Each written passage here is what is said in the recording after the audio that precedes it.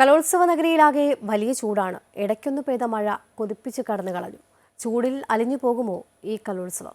ശ്രീജ തയ്യാറാക്കിയ റിപ്പോർട്ടിലേക്ക്. കലോത്സവ നഗരിയിൽ പൊരിഞ്ഞ പോരാട്ടമായിരുന്നു. തകർപ്പൻ പെർഫോമൻസ്. പ്രധാന മത്സരം വെയിലും മത്സരാർത്ഥികളും വിധികർത്താക്കളും തമ്മിൽ.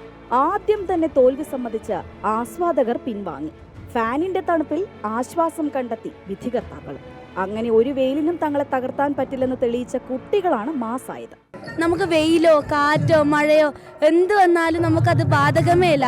ഡാൻസ് മാത്രം ഉള്ളിൽ വെച്ച് നടക്കുന്ന ഒരാളാണ് ഞാൻ. ഞങ്ങൾ ആ കലയെ അത്രയും സ്നേഹിക്കുന്നതുകൊണ്ട് ഞങ്ങൾക്ക് ആ ചൂടും വെയിലും ഒന്നും ഒരു പ്രശ്നമല്ല. ഞങ്ങൾക്ക് മത്സരിക്കണം, അതാണ് ഞങ്ങളുടെ ഒരു ഇത്. ശരിയാണ്, കൊല്ലത്ത് നല്ല ചൂടാണ്. പക്ഷേ നമുക്കും അതുപോലെ തന്നെ തോന്നുന്നുണ്ട്. സാധാ മനുഷ്യരെക്കാട്ടും നമുക്ക് നല്ല കോസ്റ്റ്യൂമും മേക്കപ്പ് ഒക്കെ ഇട്ടിട്ട് നല്ല ചൂടുണ്ട്. പക്ഷെ ഇപ്പം റിസൾട്ട് അറിയാൻ പോകുന്ന ആകാംക്ഷയിൽ ആ ചൂടൊന്നും മനസ്സിലാവുന്നില്ല. നമ്മളിപ്പോൾ ആ ഒരു റിസൾട്ടിന്റെ ചൂടിലാണ്. അതുകൊണ്ട് ഈ ചൂടൊന്നും പെട്ടെന്ന് നമ്മുടെ മനസ്സിൽ തോന്നുന്നില്ല. കുറച്ച് കഴിഞ്ഞ് മേക്കപ്പ് ഒക്കെ കഴിയുമ്പോൾ നമുക്ക് ആ ഒരു ചൂട് റിലാക്സേഷൻ ആഹാന്നും തോന്നുന്നുണ്ട്. ഈ ചൂട് അസഹനീയം തന്നെ. കൂൾ മാൻ എന്ന് സൂര്യനോട് ആരും പറഞ്ഞു പോകും.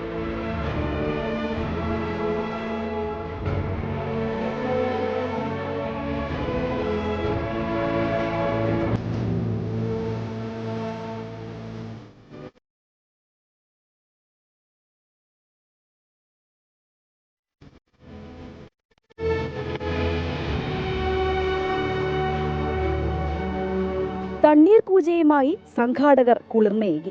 ദാഹിക്കുന്നവർക്ക് മണ്ണിന്റെ തണുപ്പിൽ ശുദ്ധജലം. ദാഹം ശമിപ്പിക്കുന്നതിനൊപ്പം പരിസ്ഥിതി സംരക്ഷണവും ബോധവൽക്കരണവും ലക്ഷ്യം. ഒന്ന് കൂളാകാൻ ശീതളപാനീയ ഐസ്ക്രീം കടകളും സജീവം. സ്നേഹത്തിന്റെ കരുതലിന്റെ ദാഹജലം വേറെയും. കലോത്സവം അക്ഷരാർത്ഥത്തിൽ പൊടിപാറുകയാണ്. അതൊതുക്കി മറ്റു ചിലർ. കാര്യം ഇങ്ങനെയൊക്കെയാണെങ്കിലും ചൂടിനെ സൈഡാക്കി പരിപാടി ഗംഭീരമാകുന്നുണ്ട്. ചൂടെന്തായാലും കപ്പ് മുഖ്യം ബിഗിലെ.